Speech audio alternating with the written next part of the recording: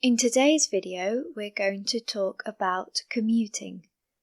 Commuting means traveling to work or school. How do you commute to your place of work? Well, I drive to work.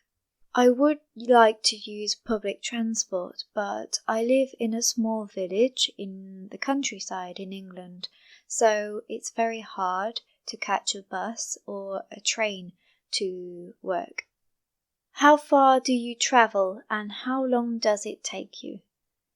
It takes me about 40 minutes to drive to work, and the distance is about 35 kilometers. Because so many people commute to work, there is usually a lot of traffic on the road in the mornings, so there are often traffic jams. That's why it takes longer to get there in the morning than it does to drive back in the evening. Is it expensive for you to commute? Well, the price of petrol at the moment in the UK is around £1.43 per litre, and that's in pounds, so it would be a bit more in euros. Living in a village, I don't really have another option. I can't take public transport, and I obviously can't walk there because it's very far away. So I suppose that it's relatively expensive, especially if you calculate how much it costs to maintain your car per year. Why do people commute? Well, I think that people commute to work because nowadays you don't normally stay in the same company for all of your life. You don't stay there for 30 or 40 years. It's quite common for people to change their workplace. In the past, you might have decided to buy your house where your workplace is, but nowadays, as the situation has changed, then you decide where you're going to live and then you kind of adapt. Some people drive even an hour and a half per day to get to their workplace. I think that another reason why people commute is because city centres have become so expensive to rent in and to buy a property in. So people are living on the outskirts of big towns and drive in. The quality of life can be a lot better as well, as property prices are a lot lower. So maybe you have to drive 40 minutes to work every day and 40 minutes back, but it's worth it because you can have a bigger house for your family. The next question is, would you accept a job that requires commuting 2 hours a day one way? Well, that's 4 hours of your day. I suppose that it depends on whether you have to drive there or you can take public transport, because I do think that driving to work is very comfortable because you don't feel as cold, you can listen to your own music, and there aren't any other people around you annoying you.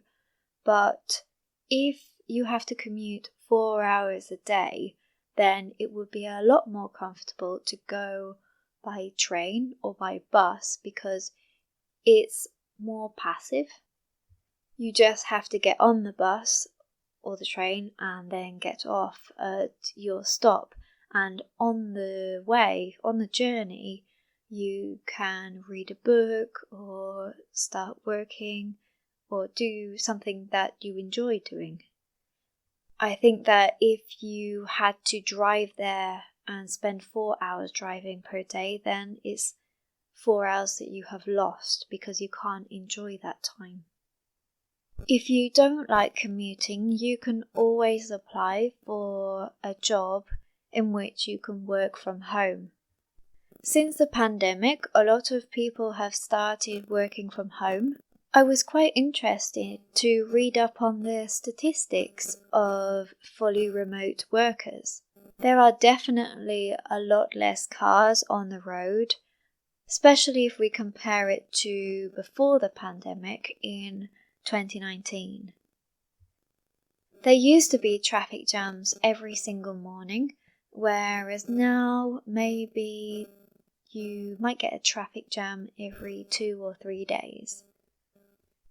In June 2023, 10% of workers in the UK were working from home all the time, and 29% of workers were working from home some of the time, and then 39% of them were unable to work from home. I found this quite interesting, really, because I thought that the figures would be a lot higher. I thought that a lot more people worked from home.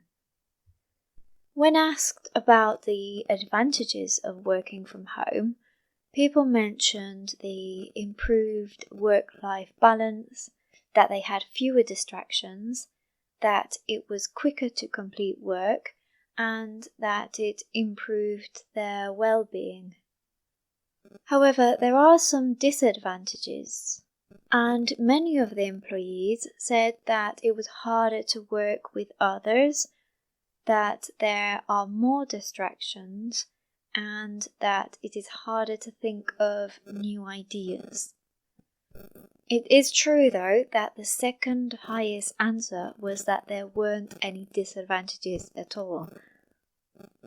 If you do want to avoid commuting and you want to work from home, these are some of the careers which don't usually go to the workplace. We have writers, translators, graphic designers, software engineers, sales representatives, and all different types of managers and mentors.